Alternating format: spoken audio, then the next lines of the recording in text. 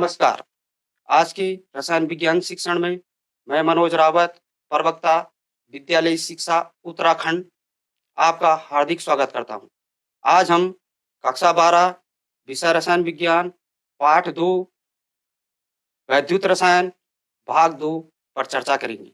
आज के चर्चा के मुख्य बिंदु हैं वैद्युत रसायन, वैद्युत रसायन की विशेषताएं, वैद्युत रसायन के अनुप्रयोग,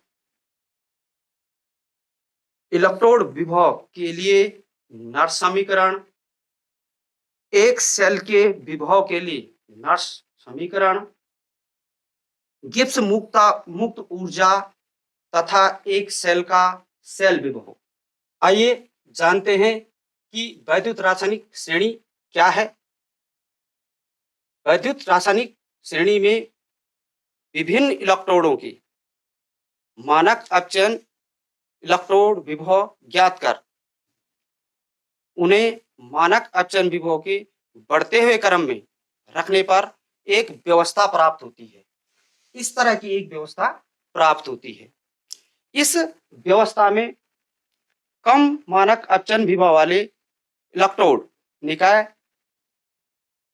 ऊपर होते हैं और अधिक मानक अपचयन विभव वाले इलेक्ट्रोड निकाय नीचे होते हैं। यानी कम मानक अपचयन विभव वाले इलेक्ट्रोड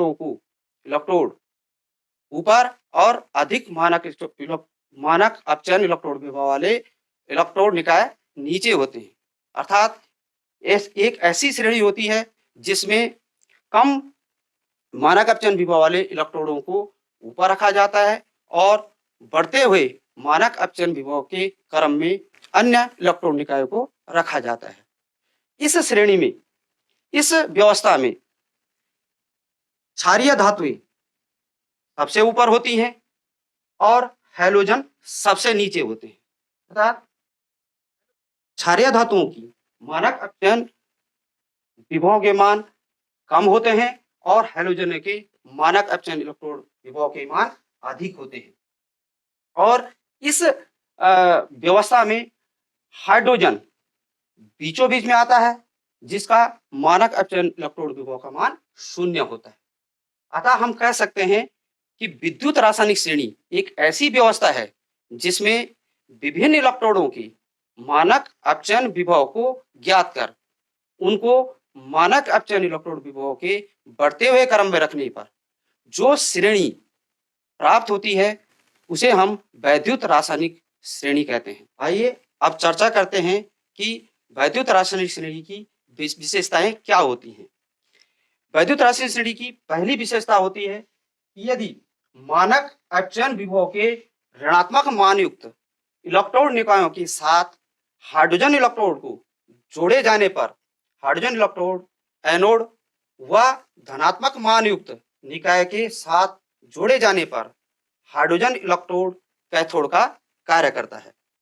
इसी प्रकार श्रेणी में ऊपर से नीचे की ओर जाने पर इलेक्ट्रॉनों को ग्रहण करने की प्रवृत्ति में वृद्धि होती है और इसी प्रकार श्रेणी में नीचे से ऊपर की ओर जाने पर इलेक्ट्रॉनों को त्यागने की प्रवृत्ति में वृद्धि होती है। अर्थात श्रेणी में ऊपर से नीचे जाने पर अपचयन होने की प्रवृत्ति में वृद्धि होती है और नीचे से ऊपर की ओर जाने पर ऑक्सीकृत होने की प्रवृत्ति में वृद्धि होती है। आइए अब चर्चा करते हैं कि वैद्युत रासायनिक श्रेणी के अनुप्रयोग क्या हैं। तो वैद्युत रासायनिक श्रेणी की का जो पहला अनुप्रयोग है वो है धातुओं की क्रियाशीलता। यानी धातु कितना क्रियाशील है, इसे हम वैद्युत रासायनिक श्रेणी की सहायता से ज्ञात कर सकते हैं। वैद्युत रासायनिक श्रेणी में कम अपचयन विभव वाले धातुएं वैद्युत रासायनिक श्रेणी में ऊपर हैं और कम अपचयन विभव वाले धातुएं नीचे हैं। कम अपचयन विभव वाली धातुएं अधिक क्रियाशील होती हैं और अधिक अपचयन विभव वाली धातुएं कम क्रियाशील होती हैं। अर्थात वैद्युत रासायनिक श्रेणी में धातुओं की क्रियाशीलता ऊपर से नीचे की ओर जाने पर कम होती है ऊपर की धातुएं अधिक क्रियाशील होती हैं और नीचे की धातुएं कम क्रियाशील होती हैं। वैद्युत रासायनिक श्रेणी का जो दूसरा अनुप्रयोग है वह है एक रिडॉक्स अभिक्रिया की संभाव्यता, यानी रिडॉक्स अभिक्रिया संभव है कि नहीं, इसे हम वैद्युत रासायनिक श्रेणी से समझा सकते हैं या पता कर सकते हैं। किसी रिडॉक्स अभिक्रिया में जिस पदार्थ का ऑक्सीकरण हो रहा हो उस पदार्थ का मानक अपचयन विभव का मान कम होना चाहिए और जिस पदार्थ का अपचयन हो रहा हो उस पदार्थ का मानक अपचयन विभव का मान अधिक होना चाहिए, तभी रिडॉक्स अभिक्रिया संभव है। यानी यदि कम अपचयन विभव वाले पदार्थ का अपचयन हो रहा हो और अधिक अपचयन विभव वाले पदार्थ का ऑक्सीकरण हो रहा हो तो ये अभिक्रिया कभी भी संभव नहीं है। तीसरा जो अनुप्रयोग है वह है लवण विलयनों से धातुओं का विस्थापन। कम अपचयन विभव वाले धातुएं अपने से अधिक अपचयन विभव वाले धातुओं को उनके लवणों से विस्थापित कर देती हैं। यानी वैद्युत रासायनिक श्रेणी में ऊपर स्थित धातुएं अपने से नीचे स्थित धातुओं को उनके लवणों से विस्थापित कर देती हैं। चौथा जो अनुप्रयोग वैद्युत रासायनिक श्रेणी का है वो है धातुओं द्वारा अम्लों से हाइड्रोजन का विस्थापन। यानी अम्लों से हाइड्रोजन का विस्थापन कौन कौन सी धातुएं कर सकती हैं, इसे हम वैद्युत रासायनिक श्रेणी से समझा सकते हैं। वैद्युत रासायनिक श्रेणी में जिन धातुओं की मानक अपचयन विभव के मान हाइड्रोजन से कम होते हैं वे धातुएं अम्लों से हाइड्रोजन को विस्थापित कर देती हैं। हाइड्रोजन से वैद्युत रासायनिक श्रेणी में हाइड्रोजन से ऊपर की धातुओं की मानक अपचयन विभव के मान हाइड्रोजन से कम होते हैं, अतः ये सभी धातुएं अम्लों से हाइड्रोजन को विस्थापित कर देती हैं। पांचवा जो अनुप्रयोग है वैद्युत रासायनिक श्रेणी का वह मानक सेल विभव की गणना। किसी भी सेल में या गैल्वेनिक सेल में रिडॉक्स अभिक्रियाएं संपन्न होती है, उसके संगत अगर हम सेल को देखें तो उस सेल में एक इलेक्ट्रोड निकाय में ऑक्सीकरण की अभिक्रियाएं होती हैं और दूसरे इलेक्ट्रोड निकाय में अपचयन की अभिक्रियाएं संपन्न होती हैं। उन दोनों इलेक्ट्रोड निकाय के मानक अपचयन विभव को वैद्युत रासायनिक श्रेणी से ज्ञात कर हम उस सेल का मानक इलेक्ट्रोड विभव को ज्ञात कर सकते हैं। यानी उस सेल के ई नोट को हम आसानी से ज्ञात कर सकते हैं। इस तरह से वैद्युत रासायनिक श्रेणी के बहुत से अनुप्रयोग हैं और वैद्युत रासायनिक श्रेणी से हम बहुत सी चीजों की जानकारी प्राप्त कर सकते हैं। आइए वैद्युत रासायनिक श्रेणी के अनुप्रयोग से संबंधित कुछ प्रश्नों को हल करते हैं। पहला प्रश्न है धातुओं ए, बी, सी, डी के मानक अपचयन विभव के मान क्रमशः -2.93, -0.25, -3.05 तथा -0.74 वोल्ट है। इन्हें क्रियाशीलता के घटते क्रम में व्यवस्थित कीजिए। यानी इन चार धातुओं ए, बी, सी तथा डी को क्रियाशीलता के घटते क्रम में व्यवस्थित करना है।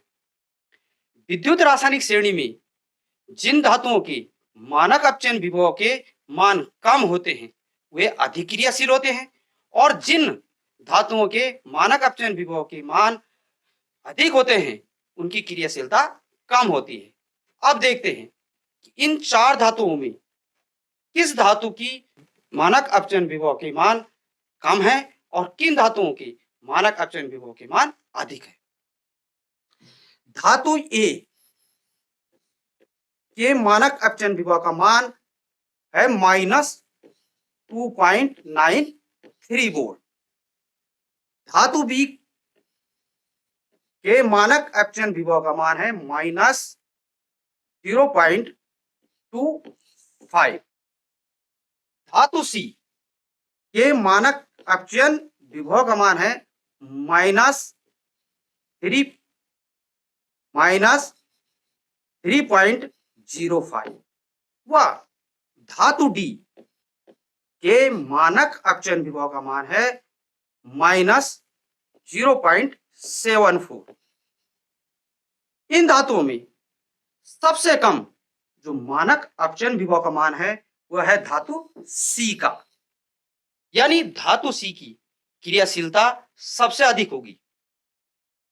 धातु सी से कम मानक अपचयन विभव का मान है धातु ए, जिसके की मानक अपचयन विभव का मान है -2.93, यानी धातु सी से कम क्रियाशीलता धातु ए की होगी। उसके बाद मानक अपचयन विभव का मान है धातु डी का, जिसके मानक अपचयन विभव का मान है -0.74, यानी तीसरे नंबर पर जो क्रियाशीलता आएगी वह आएगी धातु डी की।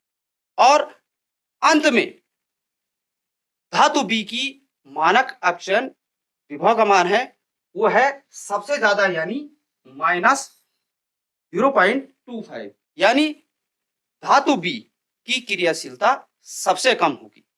इस तरह से हम इन धातुओं को इस प्रकार इन धातुओं की क्रियाशीलता के घटते क्रम को हम इस प्रकार प्रदर्शित कर सकते हैं। सबसे अधिक क्रियाशील जो धातु होगी वो होगी धातु सी, उससे कम क्रियाशीलता जो होगी वो होगी धातु ए, उससे कम क्रियाशीलता जो होगी वो होगी धातु डी, उससे कम क्रियाशीलता जो होगी वो होगी धातु बी, यानी धातु बी की क्रियाशीलता सबसे कम और धातु सी की क्रियाशीलता सबसे अधिक होगी। वैद्युत रासायनिक श्रेणी के अनुप्रयोग पर आधारित एक और प्रश्न को हल करते हैं। प्रश्न है, मानक अवस्था में निम्नलिखित अभिक्रिया की संभावना की गणना कीजिए। यानी मानक अवस्था पे हमने इस रासायनिक अभिक्रिया की या इस रिडॉक्स अभिक्रिया की संभावना को व्यक्त करना है कि ये रिडॉक्स अभिक्रिया संभव है कि नहीं। इस रिडॉक्स अभिक्रिया के संगत सेल के ई0 सेल को ज्ञात कर हम इस रिडॉक्स अभिक्रिया की संभावना को व्यक्त कर सकते हैं। यदि इस रिडॉक्स अभिक्रिया के संगत सेल के ई0 का मान धनात्मक होता है तो यह रिडॉक्स अभिक्रिया संभव होगी, और यदि इसके संगत सेल के ई0 का मान ऋणात्मक आता है तो यह रिडॉक्स अभिक्रिया संभव नहीं होगी। तो आइए इस रिडॉक्स अभिक्रिया के संगत सेल के ई0 की गणना करते हैं। सर्वप्रथम इस रिडॉक्स अभिक्रिया के सेल को हम इस तरह से निरूपित कर सकते हैं, Ag टू Ag सॉल्ट फ्रीज Cu2 प्लस C, ये एनोड का कार्य करेगा और ये कैथोड का करेगा, यानी सिल्वर निकाय एनोड का कार्य कर रहा है और कॉपर निकाय कैथोड का कार्य कर रहा है। इस सेल के लिए ई0 सेल होगा, ई0 सेल इक्वल टू होगा ई0 कैथोड माइनस ई0 एनोड।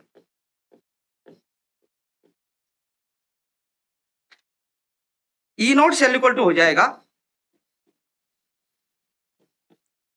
यहां पे कॉपर निकाय का मानक इलेक्ट्रोड विभव का मान भी दिया गया है और सिल्वर निकाय की मानक इलेक्ट्रोड विभव का मान भी दिया गया है। यहाँ पे कॉपर निकाय कैथोड का काम कर रहा है, इसलिए ई0 कैथोड हो जाएगा कॉपर का इलेक्ट्रोड विभव और ई0 एनोड हो जाएगा सिल्वर का विभव, यानी plus 0.34 volt minus silver electrode निकाय का विभव, यानी सिल्वर इलेक्ट्रोड निकाय का मानक विभव है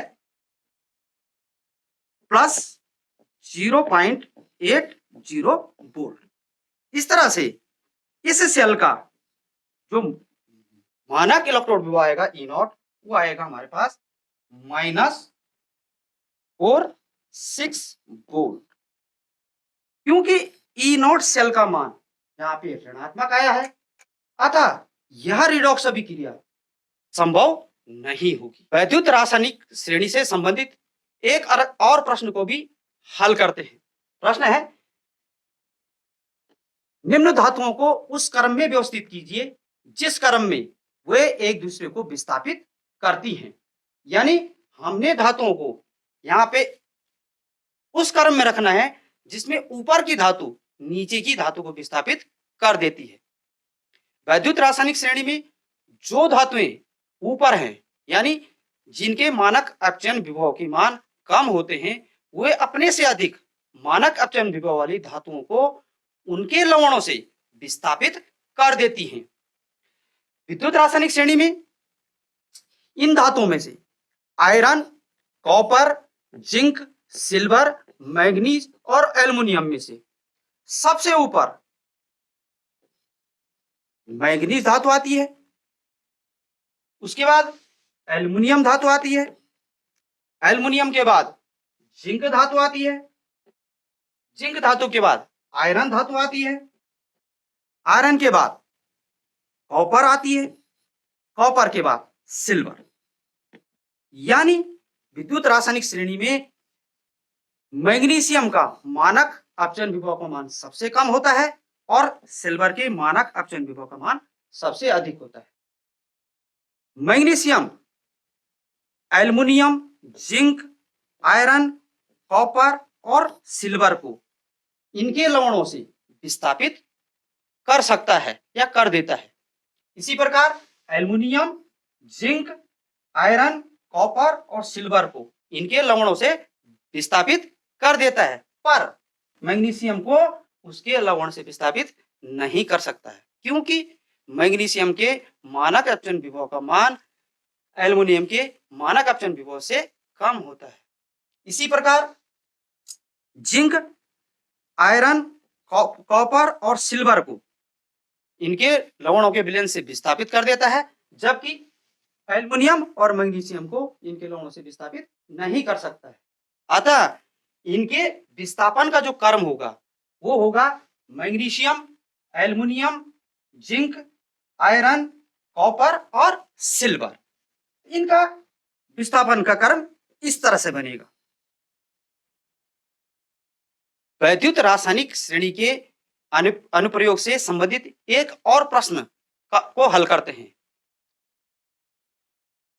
क्या एक निकिल के पात्र में तनु HCl का भंडारण किया जा सकता है? यानी यहां पर प्रश्न ये पूछा गया है कि क्या निकिल के पात्र में तनु HCl को एकत्रित किया जा सकता है? तो वैद्युत रासायनिक श्रेणी में जो धातुएं हाइड्रोजन से ऊपर होती हैं, वे अम्लों से हाइड्रोजन को विस्थापित कर देती हैं। यानी जिन धातुओं के मानक अपचयन विभव के मान हाइड्रोजन से कम होते हैं, वे धातुएं अम्लों से हाइड्रोजन को विस्थापित कर देती हैं। निकिल, जिसका कि मानक अपचयन विभव का मान -0.25 वोल्ट होता है, हाइड्रोजन के मानक अपचयन विभव से कम होता है। अतः निकिल तनु HCl से H को विस्थापित कर देगा। अतः निकिल के पात्र में तनु HCl का भंडारण नहीं किया जा सकता। वैद्युत रासायनिक श्रेणी के अनुप्रयोग के आधार पर एक और प्रश्न हल करते हैं। प्रश्न है, निम्नलिखित सेल के मानक सेल विभव की गणना कीजिए। यहाँ पे एक सेल दिया गया है और इलेक्ट्रॉन निकायों के विभव दिए गए। इसे हम ई नॉट सेल के माध्यम से ज्ञात कर सकते हैं। यानी E naught cell equal to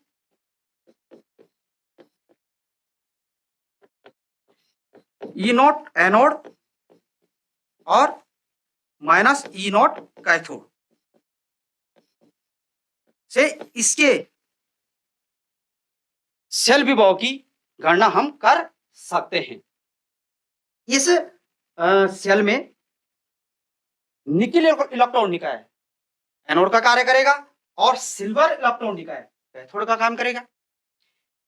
nickel electrode निकाय की मानक विभव का मान दिया गया है, सिल्वर इलेक्ट्रोड निकाय की मानक विभव का मान दिया गया है। इसे इस समीकरण में रखने पर हम इस सेल के मानक सेल विभव की गणना कर सकते हैं। तो ई नॉट सेल इक्वल टू हो जाएगा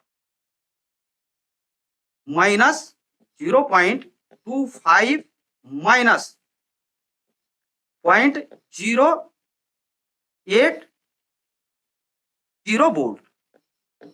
इस तरह से ये प्रश्न हो जाएगा -0.25 माइनस 0.080। इस तरह से यहां पर हम ई नोट की गणना कर सकते हैं या सेल विभव की गणना कर सकते हैं। अब चर्चा करते हैं इलेक्ट्रोड विभव के नर्नेस समीकरण की। एक अपचयन इलेक्ट्रोड के लिए नर्नेस समीकरण को निम्न प्रकार से व्यक्त किया जाता है। E equal to E naught minus R T upon n F log base e अपचयित अवस्था बटे ऑक्सीकृत अवस्था। यहां पे R एक गैस नियतांक है, T मानक ताप है, N अपचयन इलेक्ट्रोड पर होने वाली अभिक्रियाओं में भाग लेने वाले इलेक्ट्रॉनों की संख्या है, F फैराडे नियतांक है जिसका मान 96,500 कूलाम होता है। अब चर्चा करते हैं एक सेल के सेल विभव के लिए नर्नेस समीकरण की। एक सेल के सेल विभव के लिए नर्नेस समीकरण को हम एक डेनियल सेल की सहायता से याद कर सकते हैं। डेनियल सेल जिसमें कि जिंक निकाय और कॉपर निकाय है, यानी एक ऐसा सेल जिसमें जिंक एनोड का कार्य कर रहा है और कॉपर निकाय कैथोड का कार्य कर रहा है। तो इसके लिए नर्नेस समीकरण होगा E equal to E naught R T upon n log base ऑक्सीकृत अवस्था। किसकी ऑक्सीकृत अवस्था? कॉपर की ऑक्सीकृत अवस्था और जिंक की अपचयित अवस्था। इस तरह से इस समीकरण को एक सेल के सेल विभव के लिए नर्नेस समीकरण, एक सेल के सेल विभव के लिए नर्नेस समीकरण को हम एक डेनियल सेल के उदाहरण से समझ सकते हैं। डेनियल सेल जिसमें कि एक जिंक निकाय और एक कॉपर निकाय मौजूद हो, तो इस डेनियल सेल की जो सेल अभिक्रिया होगी वो होगी Zn plus copper ion gives zinc ion plus copper. इस रिडॉक्स अभिक्रिया के लिए नर्नेस समीकरण होगा E cell equal to E naught cell minus 0.591 upon 2। यहां पे 2 इसलिए आया क्योंकि इस रिडॉक्स अभिक्रिया में 2 इलेक्ट्रॉन भाग ले रहे हैं, log base zinc ion upon copper ion. इस तरह से किसी भी डेनियल सेल के लिए हम नर्नेस समीकरण याद कर सकते हैं। किसी सेल के सेल विभव की गणना नर्नेस समीकरण की सहायता से आसानी से किया जा सकता है। इसे हम एक उदाहरण द्वारा समझ सकते हैं। एक निम्न सेल का सेल विभव ज्ञात कीजिए। यहां पे एक सेल दिया गया है जिस सेल का मानक इलेक्ट्रोड विभव भी दिया गया है। हमें ज्ञात क्या करना है? इलेक्ट्रोड विभव। यहां पे दिया क्या गया है? मानक इलेक्ट्रोड विभव। और इस सेल में जो 2 निकाय काम कर रहे हैं, जिंक निकाय और कॉपर निकाय, में जिंक निकाय में विलयन की सांद्रता भी दी गई है, यानी जिंक आयनों की सांद्रता और कॉपर आयनों की सांद्रता भी दी गई है। अब हम इस उदाहरण द्वारा जानने का प्रयास करते हैं कि नर्नेस समीकरण से किस तरह से सेल का विभव ज्ञात किया जा सकता है। तो जो नर्नेस इक्वेशन है वो है E equal to E cell equal to E naught cell minus 0.0591 upon n log.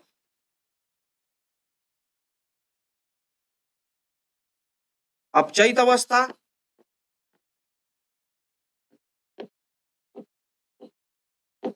Upon ऑक्सीकृत अवस्था, ऑक्सीकृत अवस्था।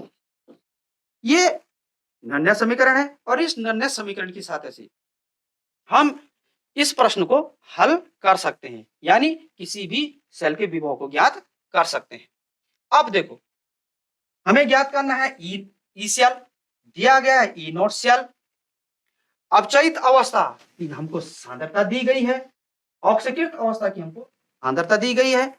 नंबर ऑफ इलेक्ट्रॉन इस निकाय में या इस रिडॉक्स अभिक्रिया में, इस निकाय के रिडॉक्स अभिक्रियाओं में जो इलेक्ट्रॉन भाग ले रहे हैं n, उनकी संख्या हम आसानी से ज्ञात कर सकते हैं इस रिडॉक्स सेल की सेल अभिक्रिया द्वारा। तो सबसे पहले हम इस रिडॉक्स अभिक्रिया की सेल अभिक्रिया लिखते हैं जिससे कि n का मान ज्ञात कर सकते हैं। तो इस रिडॉक्स अभिक्रिया में जिंक आयनों में ऑक्सीकृत हो रहा है और कॉपर आयन कॉपर में अपचयित हो रहे हैं। तो इस सेल का कि जो सेल अभिक्रिया है वो इस प्रकार से होगी, Zn plus copper ion equal to zinc ion plus copper. तो इस सेल की रासायनिक अभिक्रिया में या रिडॉक्स अभिक्रिया में कुल 2 इलेक्ट्रॉन भाग ले रहे हैं, अतः इस सेल की के लिए जो n का मान होगा वो 2 होगा। इस तरह से हम इस प्रश्न को हल कर सकते हैं। E cell equal to E naught cell यहाँ पे हमको दे रखा है, यानी 1.10 वोल्ट माइनस 0.0591 अपॉन n, क्योंकि n की वैल्यू कितनी है 2, तो 2 आ जाएगी। लॉग अपचयित अवस्था की हमको वैल्यू दे रखी है और ऑक्सीकृत अवस्था की हमको वैल्यू दी हुई है, तो वो वैल्यू आ जाएगी 0.001 अपॉन 0.0001।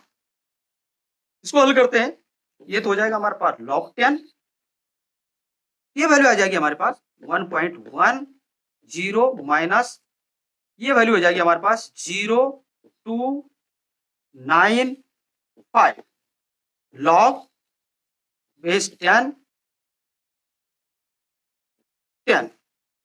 log 10 की वैल्यू होती है, log 10 की वैल्यू होती है 1। log 10 की वैल्यू पुट अप करने पर हमारे पास आंसर आ जाएगा हमारे पास 1.10 माइनस 0.0295। इस तरह से ये सेल का विभव है। इस तरह से कैलकुलेट करके हम किसी भी सेल के विभव की गणना कर सकते हैं। गिब्स मुक्त ऊर्जा तथा एक सेल का विभव। गिब्स ऊर्जा वह अधिकतम ऊर्जा होती है जो तंत्र में उपयोगी कार्य करने के लिए निहित होती है, यानी किसी तंत्र की वह अधिकतम ऊर्जा जिसके फलस्वरूप वो कार्य कर सकता है, गिब्स ऊर्जा कहलाता है। गिब्स मुक्त ऊर्जा किसी तंत्र की स्वतः परिवर्तनता के लिए एक महत्वपूर्ण ऊष्मा गतिकीय फलन होता है। यदि किसी तंत्र की मुक्त ऊर्जा का मान ऋणात्मक है तो तंत्र वैद्युत कार्य करने में सफल होता है या तंत्र द्वारा वैद्युत कार्य संपन्न किया जाता है। परंतु यदि तंत्र की गिब्स मुक्त ऊर्जा का मान धनात्मक है तो तंत्र कोई कार्य नहीं करता है या तंत्र द्वारा कोई कार्य नहीं किया जाएगा।